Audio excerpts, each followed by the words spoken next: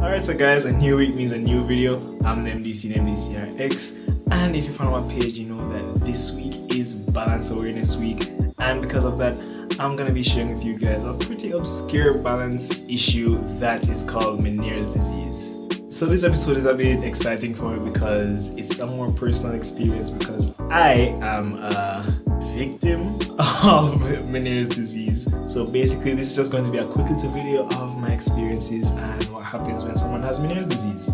So I know most of you must be wondering, what is Meniere's disease? It's a pretty rare and uncommon illness. Basically it's a disorder of the inner ear that causes random dizzy spells and can lead to hearing loss. So at any given point, at any given time of the day, I can just get dizzy out of nowhere and I can't do anything really except lie down and wait until it finishes. And for now, it's idiopathic in cause, meaning that they're not really sure what causes it exactly. So for now, there's no cure. There's only things that can treat the symptoms, which again, as I said, are basically the dizziness. So what happens in Meniere's disease is when we look at the vestibular system or the inner ear, when we look at the semicircular canals, what we need to do is imagine two long balloons, and one long balloon is inside another bigger long balloon, and in each balloon you have two different fluids that aren't supposed to mix. And ever so often what happens in the littler balloon is that you have a buildup of the fluid because it's not being drained properly or something like that, and then that little balloon just bursts and you have a mixture of these two fluids. That's what happens in the semicircular canal of your inner ear, and then it causes a bag of things. So namely, these bag of things or symptoms come out as dizziness or vertigo, as you might call it, tinnitus, which is that ringing sound. Sometimes it's a little buzzing or ringing sound. Even right now, as I'm talking to you guys, I am hearing that ringing sound. In certain episodes too, we can feel a fullness in our ear, so it feels like there's something in our ear. Basically, what happened is that little balloon is just filling up with too much fluid, basically. So probably that's why we feel that fullness in our ear, like a pressure in our ear that can't be released. And most of the times you have periods of hearing loss. So whenever I have a bad episode, I can almost completely not hear anything in this ear. So if I rub it like this, I'm not hearing the rubbing of my hand on my ear because of that period of hearing loss. Now, Meniere's disease can cause some of these symptoms that happen episodically or periodically to become long-term. So that ringing in the ear that I'm talking about, I'm still experiencing that. Even though that I'm not having an episode, I'm still having ringing in this ear, and I have a bit of hearing loss in this left ear. So if you know me on a personal level and we interact, you know that talking to me, you're going to hear what? Because I genuinely didn't hear what you said 99% of the times. A lot of the times I'm just like pretending I hear what you say. So it goes like, huh? What? Oh. Okay. But ever so often this happens. Yo, pass the measure up on the fluid board. What? Pass the measure up on the fluid board. yeah, for real. Let me just say a while ago. That's a great question. I wasn't expecting that question. But yeah, if we're having a conversation and you realize I kind of look like, what? I'm not hearing what you're saying. And if I respond to you, I'm probably just pretending because of that hearing loss that I have in my left ear and the ringing that's just constantly there in my left ear. Now, the ringing is not that bad if I don't really focus on it, but it just gets really loud when things are too quiet.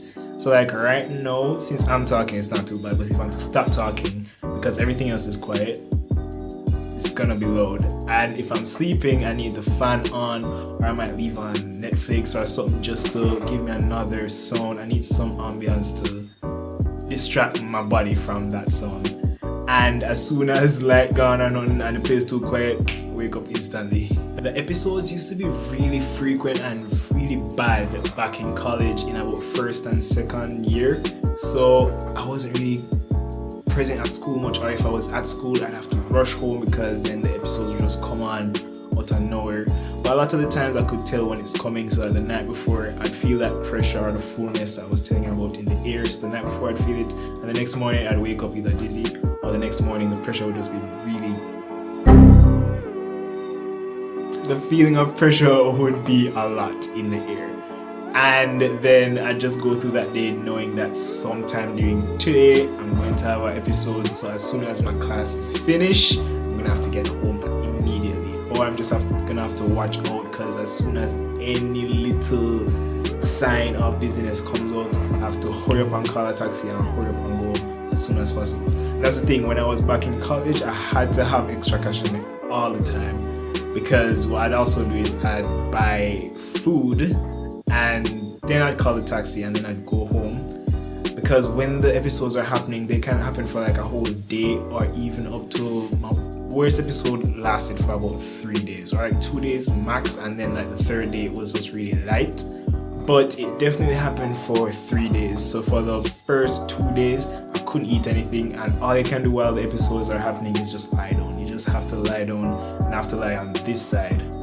Can't lie on this side, it's just gonna be worse than torture. You have to lie on this side. It was torture. My neck could have seized up. I could have only sleep in either this position on my side or like on my stomach with my head turned. It was awful.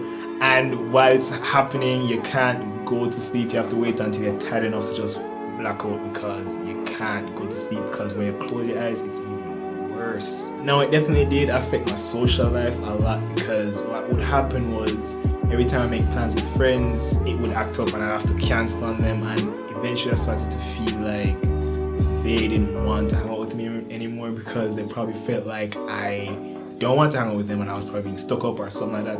I was just being flaky, but it's just like I really wanted to go, but by the time the day comes, the night before, I'd feel like crap, I'm gonna have an attack tomorrow, or the day is just here and then I just have the attack out of nowhere. And it really started to weigh on me mentally. I started to get a little depressed, just a little depressed, not a lot. You know, it was fine, like, you know, I'm kind of over it. But yeah, it did have a toll on me mentally. It's definitely debilitating, because I'm a person that likes my independence, and the fact that I had that thing and I didn't know what would happen in the future, I didn't know if I'd have to, you know, live with somebody in terms of like a caregiver or something. It was very depressing for me. So I had a little rough time in college when it was acting up.